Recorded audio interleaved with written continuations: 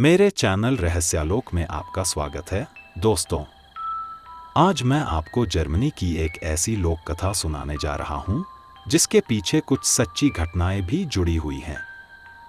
Germany के दिल में, जहां न पर्यटक पहुंचते हैं और न ही कैमरे, वहां है एक जंगल जिसके बारे में सदियों से फुसफुसाहट होती आई है।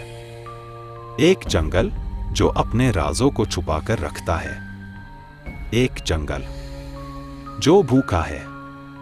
उसे कहते हैं ब्लैक फॉरेस्ट, श्वार्ज़वाल्ड। एक जगह जो जितनी खूबसूरत है उतनी ही भयावह भी। इस जंगल से कई कहानियां जन्मी हैं, लेकिन एक कहानी बार बार लौटती है। एक औरत जो आज भी चलती है, मृत्यु के बाद भी। लोग उसे बस इतना ही कहते हैं, Die Schwarzfrau, black forest woman. इसका पहला जिक्र 1724 में मिलता है, जब एक शिकारी मैथियास क्रेमर जंगल में लापता हो गया। उसका कुत्ता अकेला लौटा, खून से सना हुआ।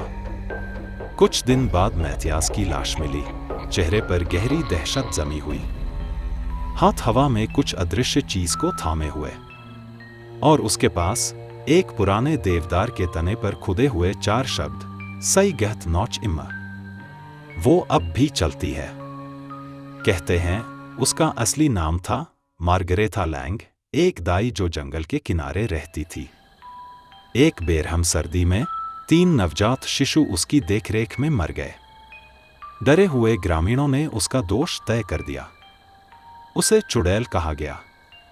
उसे घसीटकर जंगल में ले जाया गया, एक पुराने पेड़ से बांधा गया और जिंदा जला दिया गया।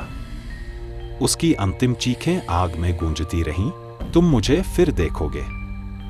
एक औरत के रूप में नहीं, बल्कि जंगल की सांस बनकर। उस दिन के बाद से उस पेड़ पर कभी पत्ते नहीं आए, और फिर शुरू हुई रहस्यमयी मौतें, पीढ़ी दर पीढ़ी।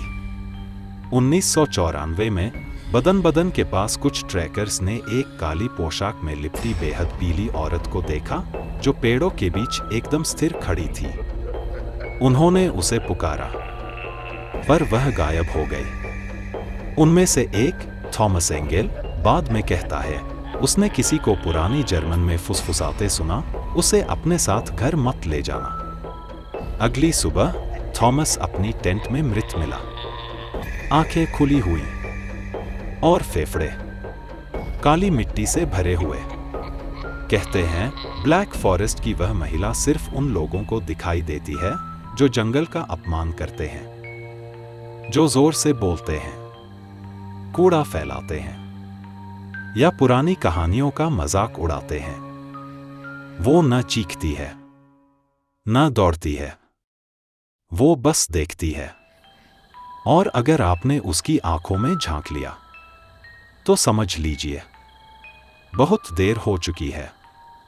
कुछ लोग इसे अफवाह मानते हैं, कुछ इसे सच्चाई कहते हैं, और जंगल, वो अब भी शांत है, सब देख रहा है। तो अगर कभी आप भी उन पुराने पेड़ों के बीच चलें और महसूस हो कि कोई आपके पीछे है, तो पीछे मत मुड़िए, मत भागिए, बस चलते रहिए, क्योंकि वो भी चल रही होती है और इंतजार कर रही होती है।